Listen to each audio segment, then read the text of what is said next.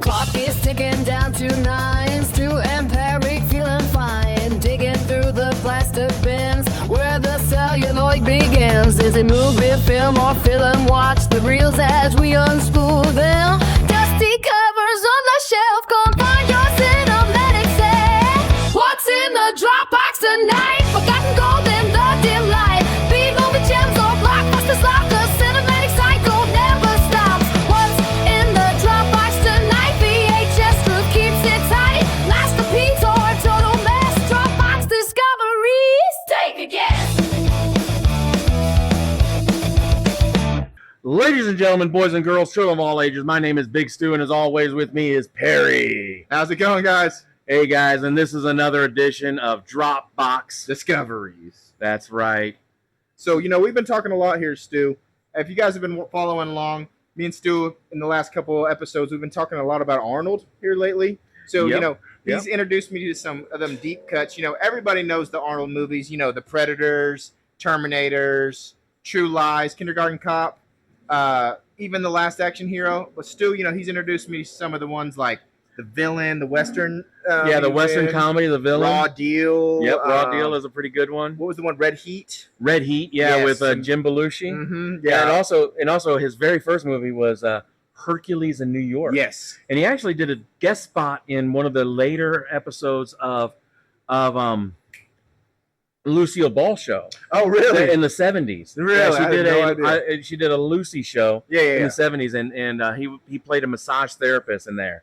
And That's awesome. yeah, he was just and at that point, in the early to late 70s, nobody saw anybody like Arnold Schwarzenegger. Oh no, he was giant. He was a monster Yep. among men. And he was also in a movie called Scavenger Hunt. Okay, that's a new one too. Yeah, that's another one, and he just little bit parts and stuff like that. The cool thing about Arnold, I want to go on a little bit of a Arnold dive a little bit for you. Cool thing about Arnold Schwarzenegger is that he was a millionaire before he did his first movie. Really? Yeah, 'Cause he he came won over. Mr. Universe 3 or 4 times, right? I believe 8. Oh, 8. Wow. Yeah. He's a very accomplished bodybuilder. Yes. The world's most famous bodybuilder in the world. And then you were bringing up a movie, Pump Some Iron, or Pumping iron. That's Okay. where he really got his notoriety, and that was his was supposed to be his last competition. Mhm. His retirement competition, and he wins, of course. But tonight we're gonna talk about my favorite movie tonight. Ghostbusters. No, actually, Oh, why would you think Ghostbusters is my favorite movie? A couple subtle hints there. Couple but- subtle hints. No, we're going to talk my absolutely most favorite movie of all time, Conan. The Destroyer. No, Conan the Barbarian. I think I watched the wrong movie. You probably did. If you watched Conan the Destroyer, you did watch the wrong movie. That is definitely not my favorite movie. Just kidding. You let me borrow your director's cut. Yes. Conan the Barbarian for me is my absolute most favorite movie of all time. We've talked about this. Yes. I watched that movie for the very first time in the theaters when it first came out when I was 6 years old. Little too young. Possibly just a little bit too young.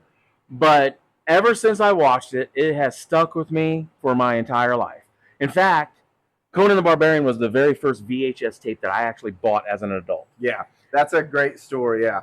I'm a casual viewer of Conan. I've seen it. This is probably maybe the 3rd time I've seen it in my entire life. I remembered Conan the Destroyer better before Stu let me borrow his copy of the director's cut. I actually got the movies kind of intertwined. I was remembering bits and pieces from this one and putting this one in that movie, that one in this movie. And no, yeah, Conan, it's pretty good, but there are a couple holes I might poke in your favorite movie here tonight, Stu.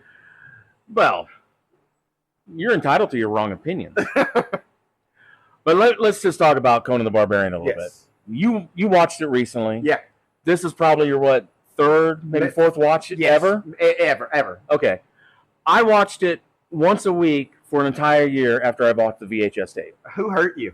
Nobody hurt me. I absolutely love this movie. The description of your favorite movie, a movie that you can rewind fully, and your friend comes in while you're finishing rewinding the movie. Rewatch says, test. "Hey, what did you just watch?" "Oh, I watched Conan the Barbarian." "Oh, I never seen that before." "Hey, why don't we watch it again?" Yes. That's fine. If you came into my house at 2:00 in the morning and say, "Hey, I'd like to watch Conan the Barbarian with you tonight." Like, let's do it. Let's go. I'll throw it in right now. Let's go. If you tell me to stop the recording right now and watch Conan the Barbarian, we're watching Conan the Barbarian. All right. That's how good of a movie it is for me, how impactful it was. I mean, it's a good movie. I'm not going to lie. Is it a film? No. Is it a film? No. It falls in the movie category for sure, but it's not something I'm going to visit very often. I think it pushes that film level. I think it's right there on the cusp. I mean, it is the precursor of the sword and fantasy, sword and sorcery type of genre. It is the benchmark, and not a movie has come close to it since, in my opinion. That's an opinion. It's a truthful opinion. But let's talk about it. Directed and written by John Milius. Yes, you were telling me some other movies he's done. He directed Red Dawn, the original 1984 Red Dawn. Such a great movie. He also helped write Apocalypse Now, and he also wrote Dirty Harry. Great. He's one of the creators for that TV series on HBO called Rome. Okay, Rome was really good. So he is a director that is very big, a director and writer that's very big on masculine type of storytelling. If you watch his movies or his writings, it is masculine storytelling. He's very much about telling the story about men's trials. Becoming the hero, becoming the thing. He's very much entwined with the creator of Conan. Mm-hmm. Okay, and of course, who did create Conan? I don't know right now because I went completely blank on his name, but we'll fill it in on post. Yeah, but the person that created Conan was very much about sword and sorcery. He was very good friends with the guy that wrote Call of Cthulhu,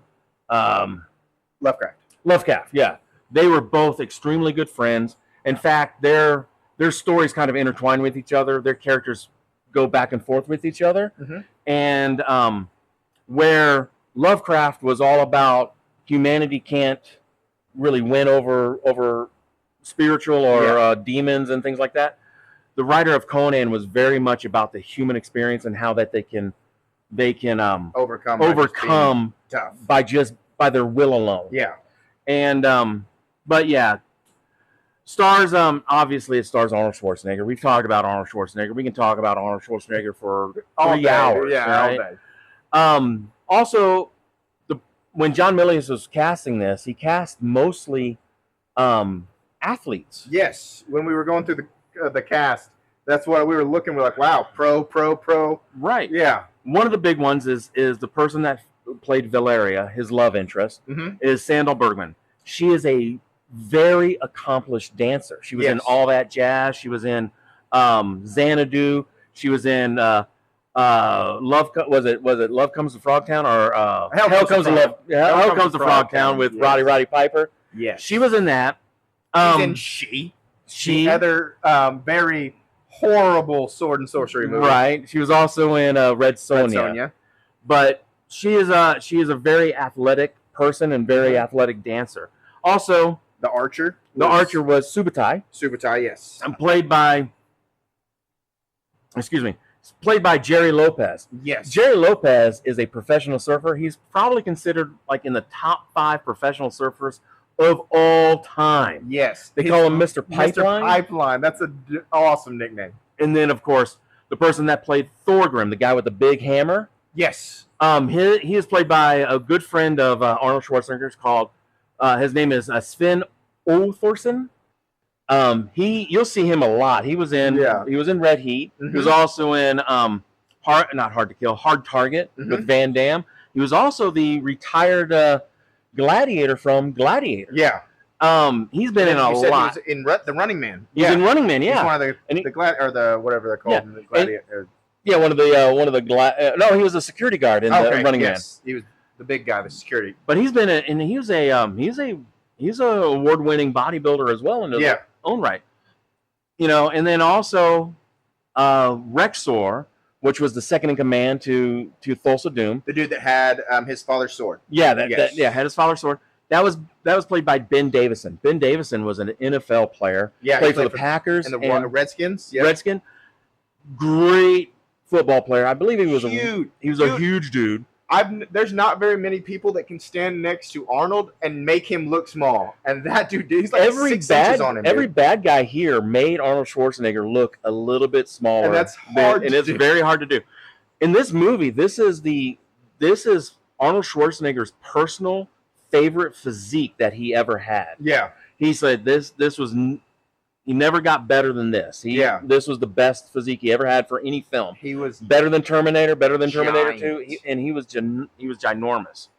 Of course, we can't go without saying the person that played Thorgrim is Darth Vader himself, James Earl Jones. Yes, the man, the myth, the legend. Now, some of James Earl Jones. the cool things about James Earl Jones and working with Arnold Schwarzenegger, Mhm.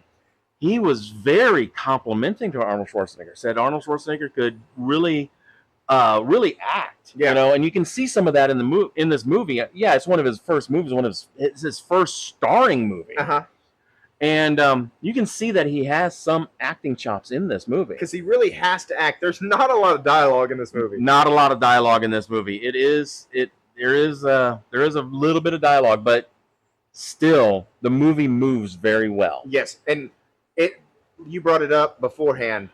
The score of this movie is amazing. Yeah, it makes you feel. Basil Palladores is Mhm. is the composer for this movie. Yeah, And you can just listen to that. You can listen to his score, and in my mind, you can play the movie out. Yeah. I mean, it's just, you know exactly what's happening, and even the score kind of speaks about what's happening. I think it's probably one of the top 5 scores that I've ever had that I've listened to in my life. It makes you feel what you're seeing. You could literally turn the sound or the words off, just listen to it and know exactly beat for beat what's going on. Oh yeah, and then of course we can't forget Mako. Mako, I don't know if you know who that is, but he played the Miyagi for the movie Sidekick. The wizard. Okay, he was the wizard in the movie. Yes. Yeah, he played the wizard, and he's also the narrator. Yes. Mhm. And he's in Destroyer too, right? Yeah, he's in Conan the Destroyer. He Yeah. has a little bit bigger part, but don't like to talk about that much. But and he also did the voice for Grandpa in the Last Airbender series, in the cartoon series. Oh, okay. So he's Uncle Iroh. Yeah, and he's also started off fighting Bruce Lee in the Green Hornet. Oh, okay. Yeah, so he played. He was around for a He's done long a lot time. of stuff. And then, of course, the great Max von Sydow plays King Osric Yes. in this movie. Fantastic. He's been in a lot of stuff. He's an older gentleman. Some of you younger people might know him from the Game of Thrones universe. He's the Three-Eyed Raven. Yep. But he's also some of it. The Exorcist. He's the priest in The Exorcist. Needful Things. He's the bad guy in that. Which Yes. I love that movie so much. Fantastic actor. And then, of course, William Smith plays Conan's father. He plays Corin. I know that man from one other movie, and that's where he is bare knuckle boxing Clint Eastwood for entirely too long. Yes, yes. But that is a great fight scene in this film. But out of every person in this cast, William Smith is the man of the man. Yeah, because he was a real boxer, He was a real bare knuckle boxer. He was a Golden Gloves boxer. He was also won the I think he had the record for the most push-ups ever done in the Army or the Navy. I don't remember which branch of military he was in. But that guy is a man. He was a beast.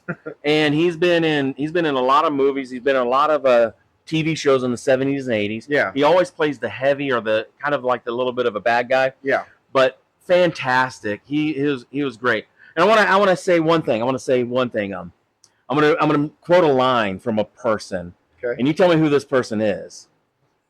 Nerds. Oh yeah.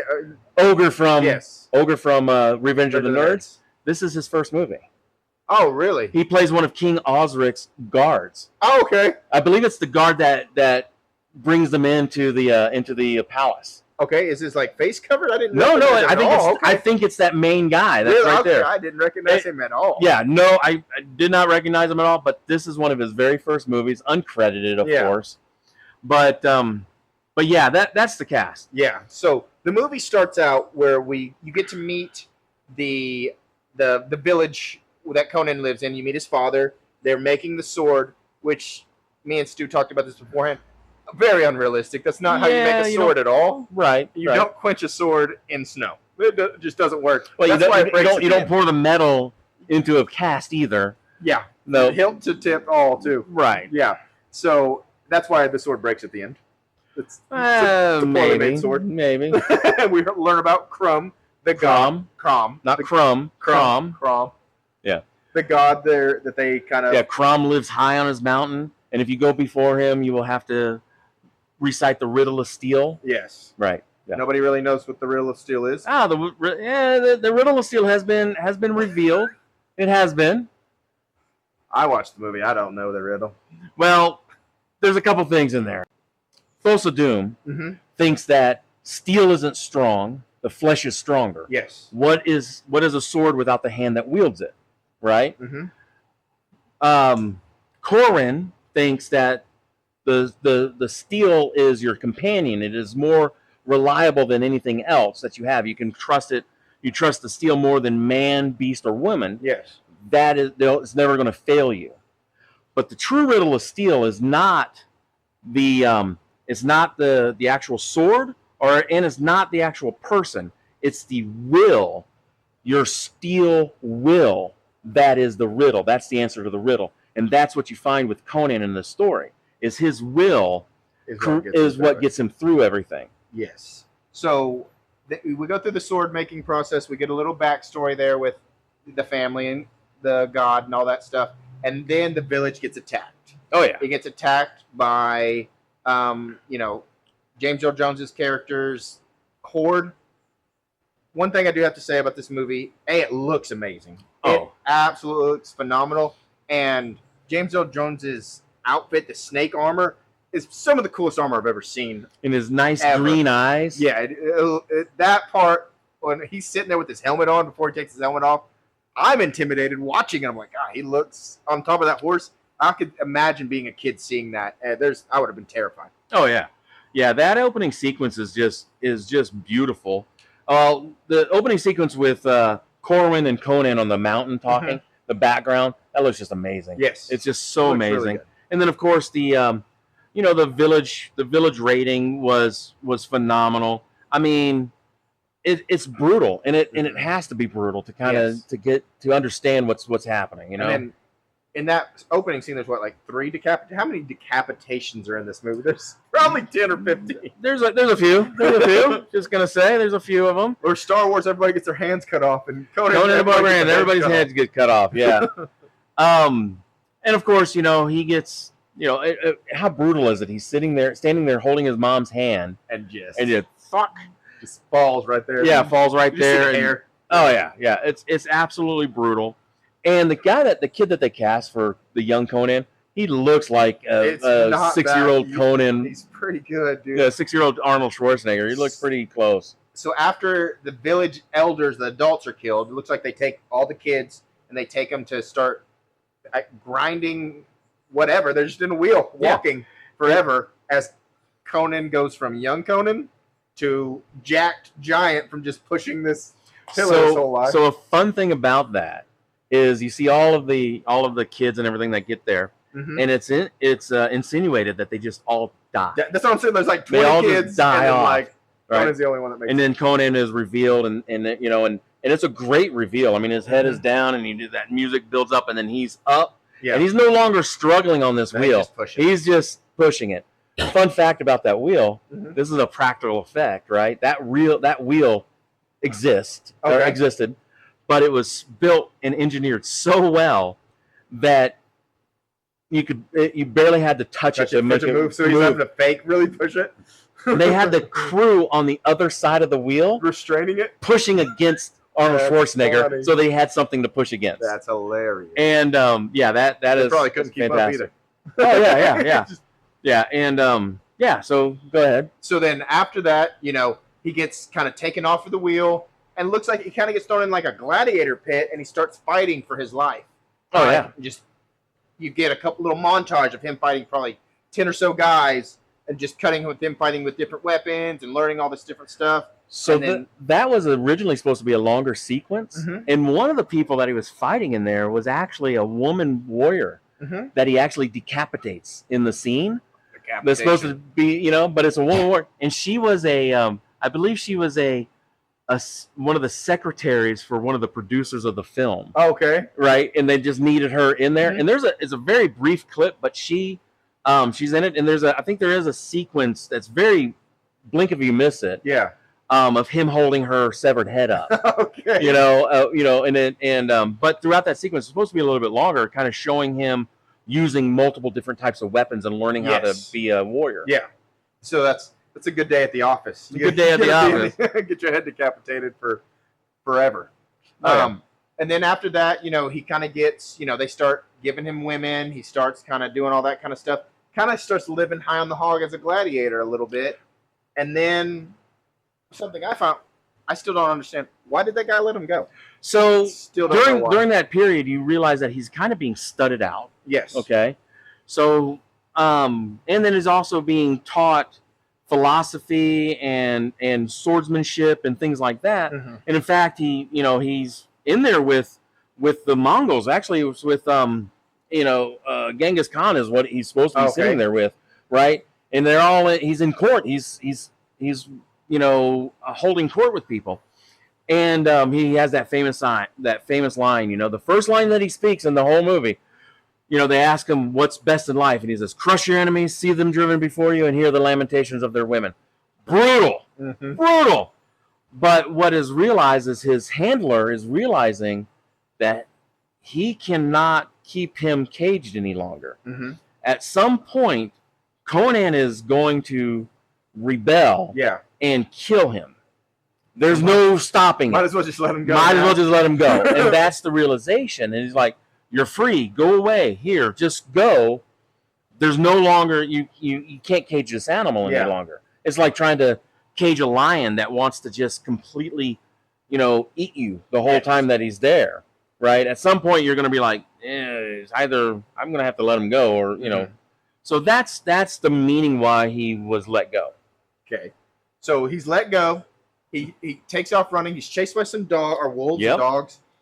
This is one of the first holes I'm going to punch in the movie. He just got lucky to find the sword. He just fell in a hole and just got lucky. That's it. I guess he's just as lucky as Luke Skywalker finding Obi-Wan Kenobi, or King Arthur finding the sword. Yeah. I mean, or the hobbits finding the cache of swords in their little thing, or Gollum finding a ring in the river, right? Don't punch too much hole in it, because you're going to punch holes in almost every fantasy movie you ever see. That's just a small hole. That's just a tiny one. Okay. Then I asked you about this. Why does he keep saying like crumb? And then it's like us saying, "Oh God," So let me rewind for just a moment. Mm-hmm. When he's running away from those dogs, those dogs that they had were half wolf, half dog in real life. Yes, and they kept attacking the animal handler. Oh wow! So, and this, I think it was one of the first scenes that they filmed with Arnold Schwarzenegger, and he's running up those rocks, and the dogs got a hold of him and pulled him off the rocks, and he busted his butt and had like 20 stitches in his back. Oh no! Like the first couple days of filming. That's insane, right? So the thing of him saying "crom," that's always been a thing that was been in all of the stories. Yes. Okay. And it's like you saying, "God," or something like that, man. God, that golly, something of that nature. That's what it is. Is he saying "crom"? Yes. Okay. I thought that dead body he was saying was crom because in the mountain and stuff. I was like, well, he just ran across the. So it doesn't say specifically who that person is in that temple. Yes. But it's implied that it is the fallen king of Atlantis. Okay. And the sword that he has is an Atlantean sword. That's what I've heard. I looked it up and they called it the Atlantean sword. The Atlantean sword. And if you watch the thing, it's showing that it's a not a magical sword, but a very highly made sword, a very a very well made sword, right? Yes. And I mean, it's so well made that he hits it and the rust falls off of it. Yeah. That doesn't happen, but this is a fantasy movie. But if you watch that movie, also when he takes the sword, the skull kind of just bows down, and it's a symbol of like him of the king of Atlantis passing that sword to Conan. Okay. So after that, he finds his cool his sword. Is really cool. I do have to get it. Looks amazing. It's a really awesome looking sword. After that, he meets up with the witch. That just a random witch he runs into just to have sex with and get a little bit of the future told. Well, yeah. She gives him the future and might as well get a little. But she's a witch and a vampire and tries to kill him. And what does he do? He throws her in the fire. And she turns into a poorly CGI'd fire. It's not a CGI. There's no CGI in this movie. Okay. That's all just animated. Animated, yeah. Right? Horribly animated. But for 1982, come on. You're gonna give it a hard time? I'm not. Dude, we sat here through Trancers. I'm pulling it back. All right. But what does he do after he kills her? He looks at Crumb. He does. And then he closes the curtain and goes to sleep. Yeah. Like, I don't know about you.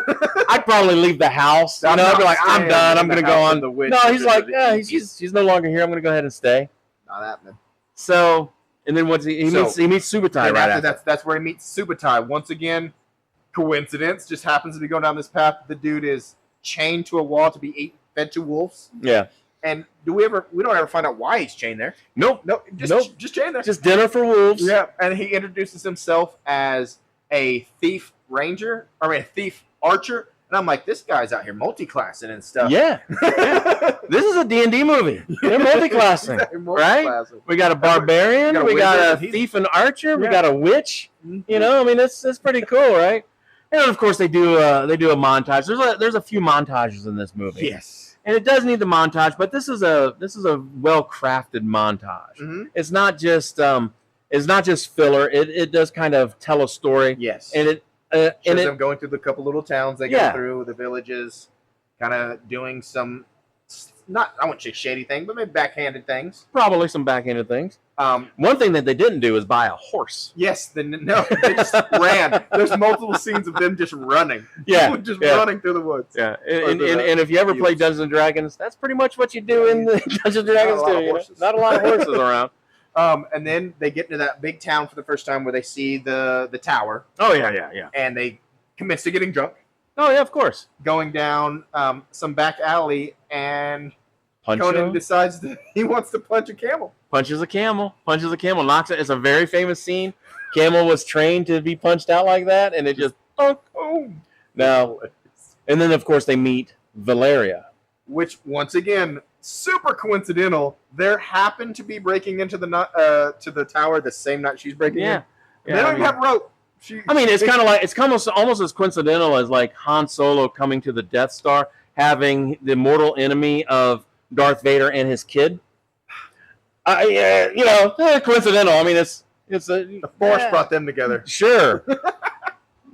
Things happen. But they rob it, and the scene that they're in the bottom when they have that giant snake. Yes. So great thing about that, they literally made that giant snake.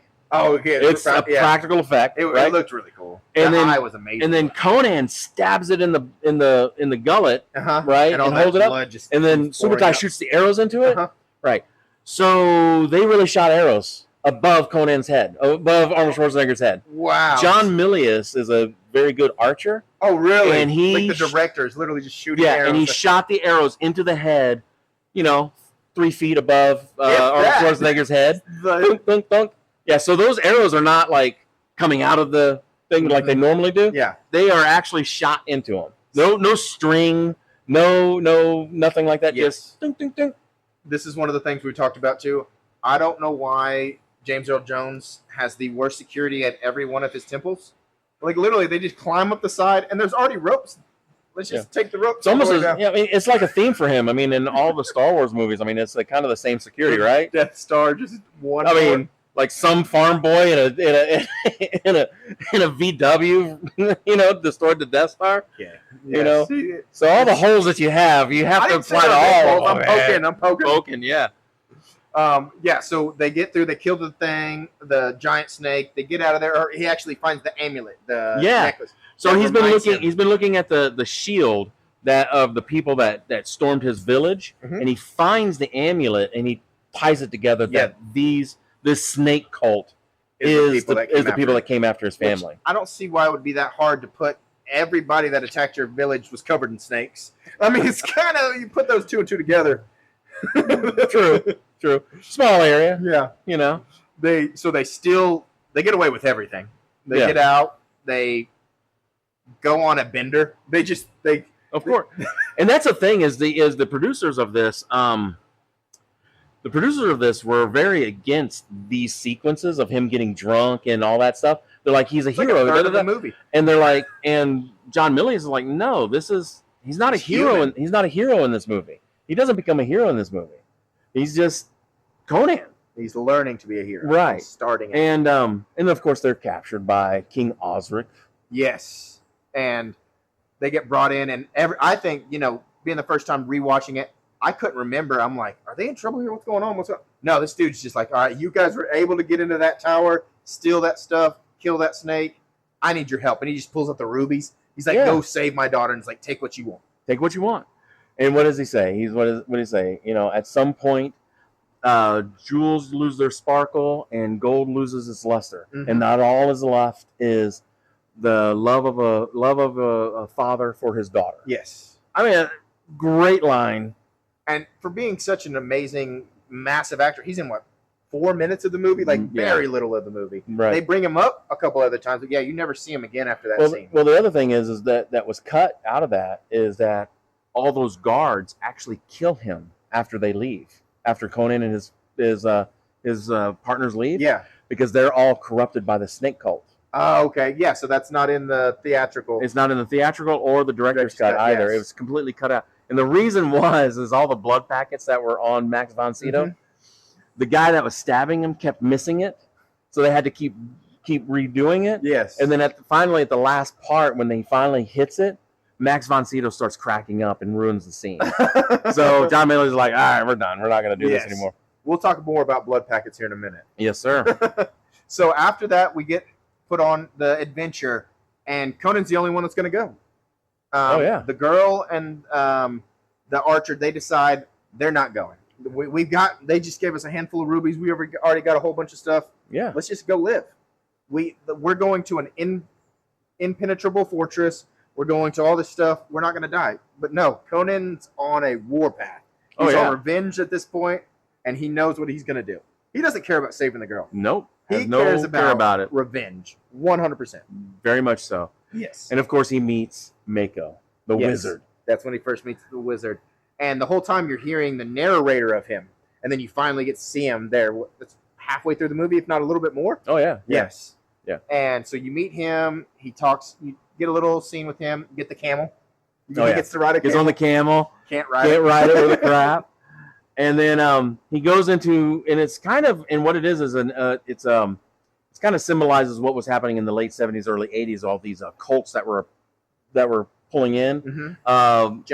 Jonestown, those things like that. And Milius really put that in there, wanted to have that kind of that parallel. And then of course he infiltrates by beating up somebody that wanted to do something a little shady on the side. The priest. Yes. The priest. So that's something that this is one of the biggest blunders in the movie is Conan trying to infiltrate this place. Yeah. Takes the dude's outfit, but doesn't take the talisman that everybody else is wearing. Yeah. And decides to pull out this giant green ornate one that nobody else has. Here's the stolen emerald symbol that was stolen in the tower a couple of weeks ago. Hey, here's this, There's a word and he shows it to everybody, and they're like, and you can see them, they're like, sending them up. They're and they keep sending him up, and then of course he's surprised when he gets captured, right? Yeah, he's 10 foot from James Earl Jones at that point when they're like, yeah, buddy, that's the guy. Go.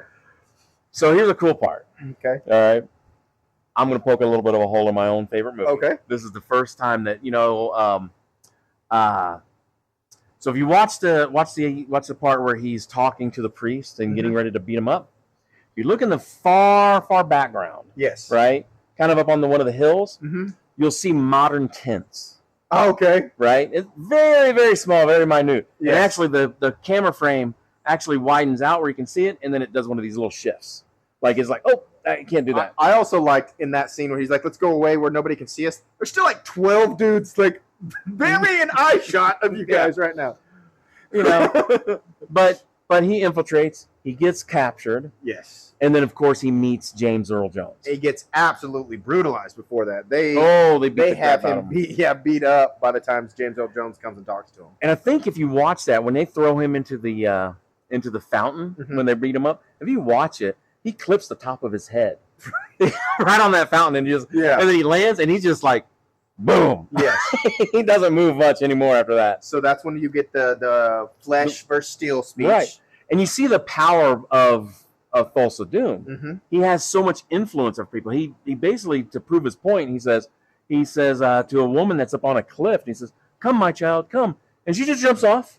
Yes, very reminiscent of like the War Boys in Mad Max Fury Road. Yes. Where they're like, "Do what I say," and they do it. Now at that time that was the highest free fall jump in a movie. Oh, really? Yeah, and it's crazy when she did it. I don't know if it was a stunt man or stunt woman. It was her. It was a woman. You clearly see it break through the floor, and she's gone.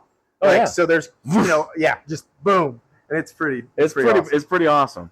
But they goes in. And he says, "You come into my house. You killed you stole my property. You killed my servants and my pets, and that's what grieves me the most. Yes. You killed my snake." And that's what they brought the big, which one? The one that was Thorgrim. Thorgrim is with like the hammer. Yeah, he was like he raised him from a baby, and you see his face. This big dude kind of looks sad, and he is massive, and he the looks guy is so big. sad that his snake is dead. Yes, and then he tells him the riddle of steel. He gives him his answer for the riddle of steel. Steel isn't strong, boy. Flesh is stronger. Mm-hmm. What is the sword without the hand that wields it? Yes, And then so we get that whole monologue there. Then he's like, crucify him. So they legitly stick him just to the side of a tree. Yep. Crucify him, nails through his wrist, his ankles. He's up there. And then you get probably the funniest scene in the entire movie. He's sitting there faking dead. And the buzzard comes up and is like, and he just bites the buzzard on the neck. Oh, yeah. It's a sim. I know it is kind of funny. And the thing is that it kind of shows that he's not giving up. He ain't giving up. Mm-mm. He is fighting until the end. Yes. And the funny thing is that was a real dead buzzard. So he's biting a real dead buzzard. His face looks so distraught. It was a real buzzard. He's like, that's gross. They had to wash out his mouth right afterwards. When they did that. Because all the buzzards that they had, the animal handlers on this movie were not really great, from what I understand. They put all the buzzards into the same cage, and they started killing each other. So all they had were like dead buzzards. So then I think they did a puppet one. You could see the animatronic one, and then they're like, well, we got to have you rip one of the throats out. Well, there's one that's dead over there. Let's just do it. Get you some mouthwash afterwards. And I don't know who you are, man. If I was a millionaire before I made this movie, I probably wouldn't do this. But man, Arnold Schwarzenegger was on board, man, for each one of those scenes. If he's gonna do it, he's gonna do it, And of course, Subutai shows up. Yes, but so really cool shot is you see him coming over the dune, and Conan looks distraught. He sees his buddy, starts laughing, looks down, looks up, and you don't see Subutai. Yeah, Subutai. You don't see him. And so I thought when I saw it, I was like, oh, it was a hallucination. And then he comes up over that hill again. And it was him. He was there. He's saving his buddy, and it's a great thing. And it's kind of shows what Conan becomes later on. He becomes a leader, as well in the stories. If you are willing to follow him to the end of the earth. Yeah, if you read the old comic books or the old books, he becomes king. Spoiler alert, he becomes the king. Yeah. So. And then, so they get him down, and then they take him back to the wizard. Mm-hmm. And that's where they go through. They have to bring him back, and they tattoo his body with all kinds of different stuff. And then they have him on that rope, bed thing. And that's to keep him off the ground. That's to keep him tied down. Okay. Because the spirits are going to take him away. Okay. And then the spirits come and they fight him off. Yep. Like literally, it's 1980s, so it doesn't look great. It doesn't look bad either. I mean, it's not terrible. I mean, they do animate it very well. It's really red. It's really very red. But if you watch that sequence, right after they get done with it, when they're painting him up, they paint like where his wounds are. Yes. And like a bullseye where Uh-huh. his wounds are, right? And when he gets back, when he comes back and he comes back to life, all of the wounds are healed. Yes. He's went through a healing ritual or whatever. And I like the comment that the wizard made. He's like they're coming for him tonight and they might take him. And she's like, if they take him, they're taking you too. yeah. Oh yeah, she is a boss in this movie. And then of course they get back together and they decide to go save the princess. Mm-hmm. And once again, giant temple that's supposed to be impenetrable has a back door that nobody knows about, and they just walk right in. well, I mean, they did use urban camouflage for the time, and if you do watch the movie, this camouflage, beautiful camouflage. Yes, it's and cool. But if you watch the movie when they're going through, they kind of blend in with the wall. Yes. I mean, it would be. I'm sorry, it'd be something you would do in Dungeons and Dragons. Yes, and then random clip in there. There's 2 shots of just a random leopard just meowing into the screen for no reason. Like you don't see the leopard. He's in the palace. He's in the palace. But you don't see him any other time. Like just 2 close-up shots of his face. So before that, though, when they're sitting there talking and they're Yes. getting geared up before they go in, you know, Subutai and Valeria say, like, you know, we could go in and we get in and get out. Nobody would ever see us, you know, as long as we're not vengeful, right? And they look at Conan, and Conan's like, looks at him and just starts to sharpen the sword. He's like, all right, we're eventually we're doing what we're doing. Yeah. They get into there, and so they hired I can't remember the special effects person that they hired, but all of the bodies that are in that temple, in the back temple, that are all like drained out of their blood. And everything. He did. It was like hundreds of them. Yeah. Right. And like legit like stuff coming out of them and stuff like that. John Milius, who's really okay with like very grotesque things and violent stuff, he came in and was like, "Oh yeah, this is a little too much." So like, this is too much. So they lit it very red, yes, so that you wouldn't see all of the visceral stuff. Yeah.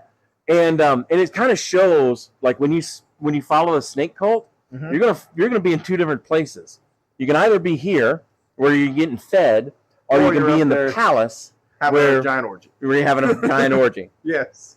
And then of course, let's talk about the snake scene. Yeah, okay. So they get to the palace, they get through the gore, visceral stuff. You start seeing the cool stuff. The giant orgy, where the higher up of the snake cults are at. And this is where we get into the second coolest fight scene, the biggest fight scene probably in the movie until the very end. Mm-hmm.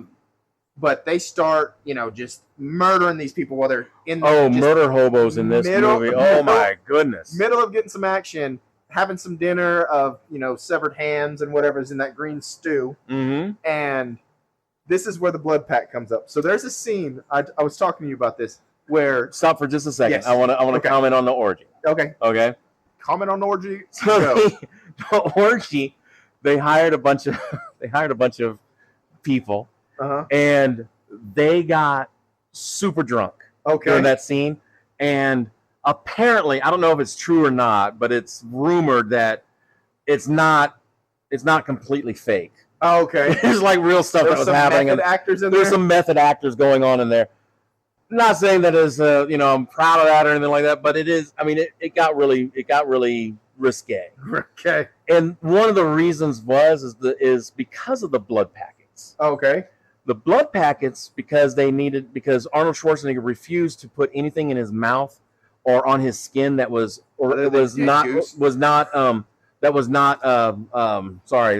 synthesized. Oh, okay, yes. Right? So they had to make it out of something else. So they made it out of vodka and dye. So people were they had to blood packets. kept on just drinking blood packets. Hilarious. Yeah. So so the people that were drunk in there were probably partaking in some of the blood dye. That's hilarious. Yeah. That is a good tidbit. That's a funny little backstory there. That's great. Mm-hmm. But so I noticed this scene. You see Conan come up. There's 2 bad guys. Yeah. They're masked, and Conan swings a punch, connects, and then takes his sword and cuts this dude's gut. And the dude's wearing looks like a cummerbund, and he literally just grabs the blood packet and pulls it open. Yeah, he pulls the string. Clear as day that he does it, and then he turns and swings at the next guy's throat, and the guy literally takes his hand and goes like this, and blood splatters right where his hand was.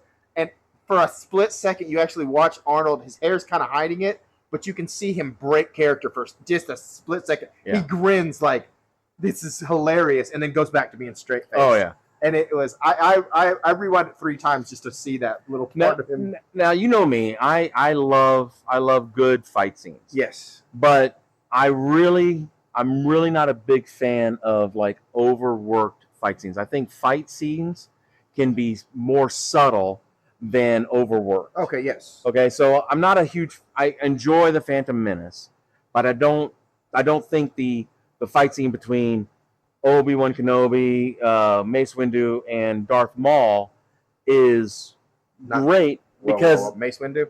Yeah, Mace Windu. Did I say? You did say Mace Windu. Not Mace Windu. Sorry, Qui-Gon Jinn. Yeah, he died. Your nerd card might be getting pulled up. Yeah, in this episode, that's fine. It's the prequels. Nobody cares about them.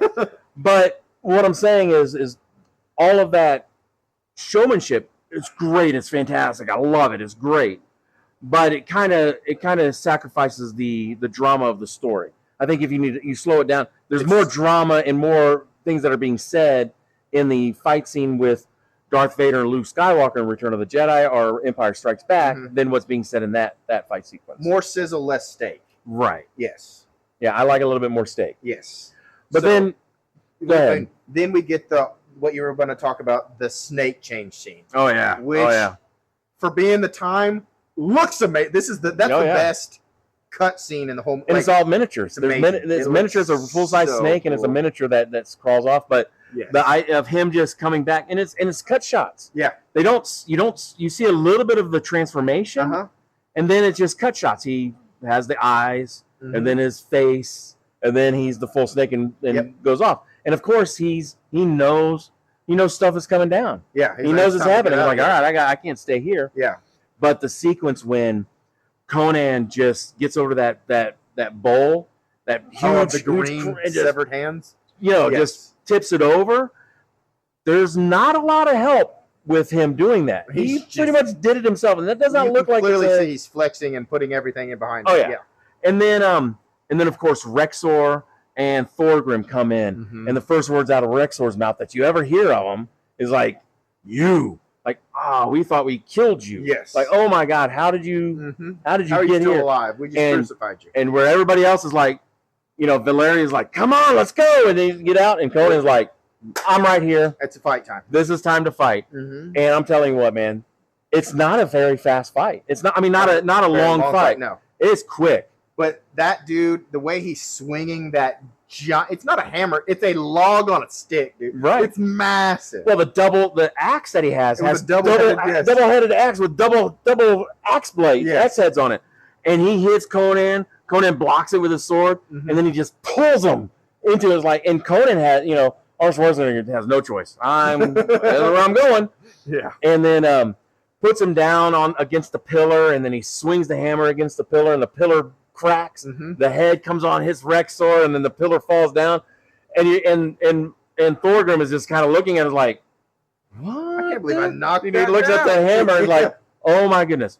A beautiful fight sequence. And in the fight, when they're leaving, the actress that plays Valeria, Sandal Bergman, she gets injured. Oh, really? In one of the fight sequences. That's probably one of the coolest fight sequences with the two dudes that trap her. Like, I thought I was like, they left her behind. Like, and she is a legit badass in this movie, right? But she nearly lost a finger. Wow. The sword came down and hit her finger and chopped it nearly completely off. Oh man. And what had happened was they used just an extra. They thought it was going to be just a simple sequence, and they didn't use a lot of the times they would use fiberglass swords at some points. Yeah. But at some points they were using real swords. Yes. And they would do the sequence because they trained so much. I think they did 6 months of sword training. In fact, the swordsman that was training Conan is the samurai swordsman that taught them how to play, how to sword fight in the for the movies. Oh, cool. But she nearly lost her finger, and think she still to this day has problems moving that finger. Oh wow! Because it was nearly cut off. That's crazy. And then they get out, and we get probably the coolest. Other than the snake changing scene, the coolest thing I think in the movie, literally, James Earl Jones turns a snake into an arrow and shoots it at her Yep. and And kills her. he takes the snake and he says seek, and then he pulls it straight. Strings it out. And it's an arrow, and then he says, and he shoots the arrow and he says, now they will know why they fear the dark. Mm-hmm. You know, and you know, they will all drown in lakes of blood. Yeah. Beautiful. And then it hits her. Boom. And Conan takes her off the horse, and they have the. This is the cheese. This is a cheesy scene. It's a little cheesy, but it shows that Conan is like very committed to Valeria. Yeah. That's his woman. That's the one that he's done. I mean, that's yeah. it. And every other woman he's ever been with was sent. And then what's so bad is like she dies, and you think that he was pissed off about you killing his family. Oh, he's man! And he now. just looks back, and it says so much. Mm-hmm. And he looks back at it like, I'm killing y'all. Y'all are dead. Y'all are done. And then they ride off and they go back to the ghost battleground. Yes. Right. And that's when they build her funeral pyre or whatever. And great line in this sequence. Yeah, and sequence. The wizard's like, you can't start a fire up there. Nothing will burn. Right. Conan will make it burn. Yeah. That's Conan's will it shows that the will of Conan is very powerful. There's two separate times that Conan starts a fire that there shouldn't have been able to start a fire. The next one's later on in the movie when he throws it at a brick. And brick burns. But the wizard asks Subutai, says, why do you cry? He says, he is Conan, Sumerian. He will not cry. Yeah. So I'll cry for him. Yes. Like this is the camaraderie that he's built up in this very short time. It's what maybe 3-4 weeks? Yes. Not long at all. You know? And that's when he finally gets rid of the necklace that he's been wearing the whole time, kind of the wagon wheel that from his slave pit days, from his gladiator days, and he wears the ruby that he gave to Valeria, right? And then before Valeria died, she does say, you know, if you're ever in a place of battle where you need help, basically, I'm paraphrasing. She says, "I will come back for you. I'll come back and fight you." So that's very important. But the princess is tied up, and she's like, "They saw your fire. They're coming." You know, and he looks back and you see the realization, like, "Oh crap! I told them that they were coming. You know, they're going to prepare now." So they start preparing. They do the whole preparing, and they do things from like jungle warfare. And it's very much John Milius. He kind of used things from like guerrilla warfare type of stuff that he did. I think that Arnold remembered some of this for Predator. He brought some of this to Predator. Brought some of that to Predator. But there's a good sequence that's cut out of the theatrical version, and that's in the director's version, that kind of shows Conan's acting chops. You know, this is the first time that you have like a dialogue with Conan that's very pertinent. He says, I remember when I was a kid and we would go pick wild blueberries, and then the cool summer wind would hit us and we would smell those blueberries. He says, that's long gone. Yeah. And basically, hopefully we will have those days again. Yeah. But now we're gonna kill some dudes. So we get the setup montage where they're setting up their arrows, all their weapons, all that kind of stuff. I don't know if you noticed though, the axe that the wizard brought to Conan that he uses at the beginning is Conan can't get his hand it's huge, right?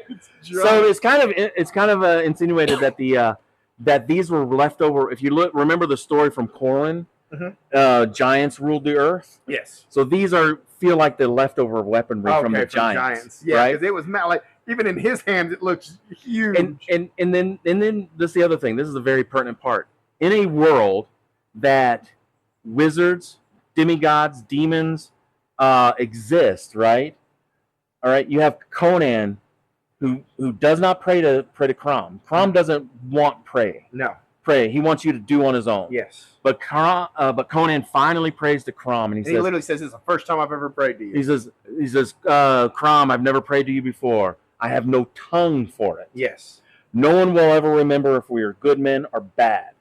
But what is important, that few stood against many, and that is what important. That's what should please you. Yeah. And if you will not help, then to hell with you. Yes. Basically, tells his God that I don't care what you do. Yeah. I'm going to do it myself. And the best battle in sword and sorcery, in my opinion. This is the climax of the movie. It's the best fight scene for sure. You get the booby traps he's got set up, the weapons he's just got random, like he's just running to weapons that he's got set around. And instead of trying to knock the guys off their horses, he's taking the horses out, chopping their legs off. Subutai is just going through with his bow and arrow, and almost gets killed. Almost gets killed. We're like, all right, Subutai's dead. Subutai's dead. And then the wizard saves him. Yeah, with the spear. Yeah. And then he starts facing off after he kills Thorgrim. I'm not going to tell you how he kills Thorgrim. Yeah, that's a pretty epic kill. But he's starting to face off with Rexor. Rexor gets the drop on him, and he's starting to go, and he knocks him down. And he's getting that killing blow, and out of the side you see this glowing. Shimmering. She's in silver plate mail. Valeria has come back from the dead, and she looks at him and says, "Do you want to live forever?" And he immediately goes and grabs a sword and turns back, and she's gone. Yeah. And he gets back up, and the fight is over. And it's over. And he breaks his father's sword. Yes, and this is where, like I told you can't quench a sword in snow. It just doesn't work. So I know that you're bringing in reality's way to making a sword, and forget that this is a fantasy movie. But the symbolism is that they went and raided that village to gather the steel because he was a master swordsman. Yes. And it shows that, one, Conan's will and the sword that he had is able to break away from all the trauma and all of the things that he was dragging with him by breaking that sword. Yes. And guts, just pools of blood from from Rexor, and drops him. And then we get the princess is tied up screaming at Doom to come and help, save her, take me with you. And he's like, no, and he's gonna kill her. He's gonna kill her. He does the snake thing. The snake thing and shoots it at her, and Subutai comes in and saves her. Oh yeah. Comes in, jumps in with the sword and saves her. So then we're like, okay, what's going to happen next? Then it cuts to, him giving his big speech to. Yeah, he's giving the big speech back into his temple, and he's basically like, this is a rehiring seminar, kind of thing. Guys. Like, so you guys you're the next guy. I lost a couple dudes, kind of a speech, but in the theatrical cut, you just see Conan stalking through. Conan is not just a barbarian; he's a thief. Yeah. So he's very good at stalking. But in the director's cut, it's the princess that guides him through. Yes. There, and he murders dudes, and he gets up. He comes up behind Thulsa Doom, and Thulsa Doom turns around, and there's a power that Thulsa Doom has where he can. He's real manipulative, and he's manipulative. But even his words are just kind of manipulative too. Yeah. And he starts that hypnotizing thing that you've seen in a couple of the scenes prior to that, and you think like for a second, Conan, you're like Conan's Conan is like starts to think it, and then he wakes up and takes his father's sword and whack. The cool thing about it is that's a real sword. That was a real broken sword. Yeah. Right. The blood packets were in James Earl Jones' neck, and he said, "Go ahead and just really hit me with the sword." Yeah.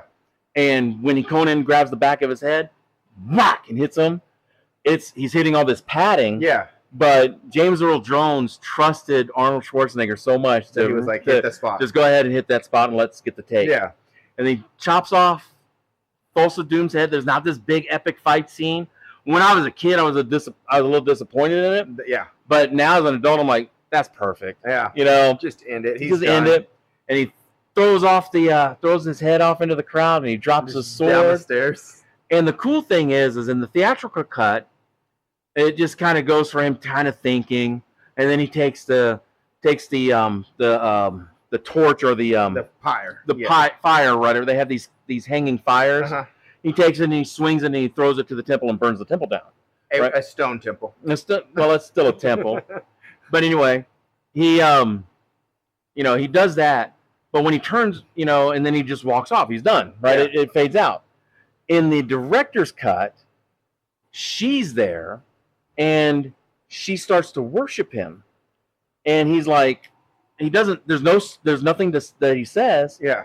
But he ignores her worshiping, and basically he's like, I'm not worthy of being worshipped. Yes. That's not what this is. And that is the moment when he burns down the temple and denies being worshipped by the princess. That's the moment that Conan turns from just a vengeful seeking barbarian to a hero. Yeah. To somebody that's going to fight for the rights of men, and people. And that's very good symbolism, and that was what the purpose was with John Milius when he directed that. Okay, that's awesome. I do love that scene too. After he's dead, Conan's just looking out over all of his disciples, and there's probably thousands of them, and they all just start like turning in their resume. Basically, they're just throwing the candle in. Throwing the candle in the thing, Well, it's better than drinking Kool-Aid, Yeah, I mean. So then you get the cool, like at the end of the scene, or at the end of the movie, you get Conan Arnold sitting there in like a full-on like awesome king's outfit. Mm-hmm. He looks awesome right there. That scene where he's just sitting there looks epic. He just looks so cool. And that was actually the very first scene filmed. Oh yeah, was the end credit scene, like right? That. Awesome. So yeah, it teases a second movie, which we get, but it also teases that he will become the king of Aquilonia. Okay.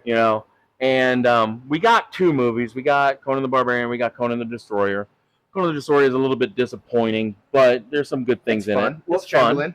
But yeah, Conan the Barbarian is absolutely my most favorite movie of all time. Mm-hmm. If you didn't notice the passion that I had with it, then you're blind as a bat. A couple of cool things about Conan the Barbarian. Yeah. I know we saw this. This is a new action figure that I got recently. It's fantastic. It's super detailed. It's really cool. Really looks like Conan the Barbarian in there.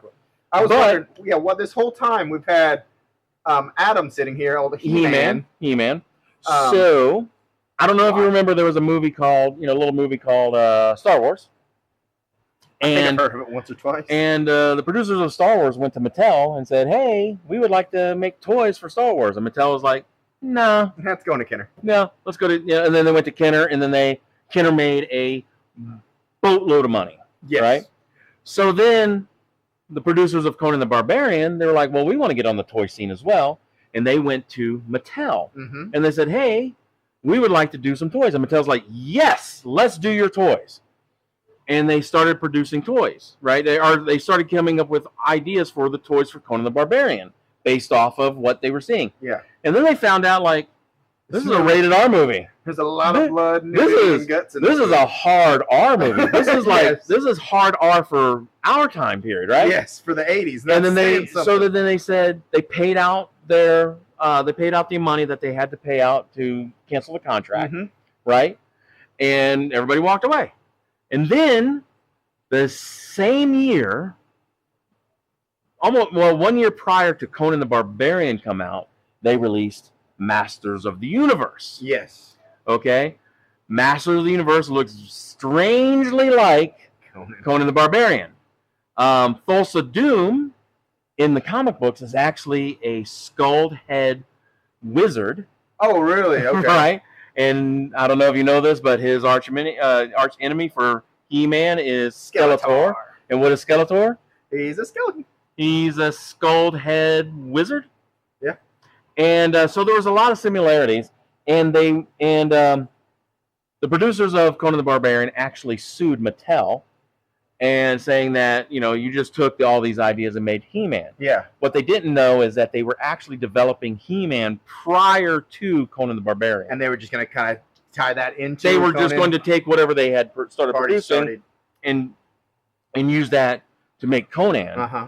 But when they found out it was rated R, and they're like, "Oh, we're not going to be able to sell these toys," they went back and they redeveloped, and they developed He-Man and the Masters of the Universe, and they included comic books at the beginning in there to kind of tell the backstory with He-Man. And then, of course, He-Man became a cultural icon and just had a movie, this year about it. But, yeah, that's why He-Man and the Masters of the Universe is kind of tied with Conan the Barbarian. Yeah.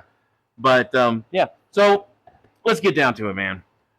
I don't think anybody is wondering what I think of the movie or where I think it lands.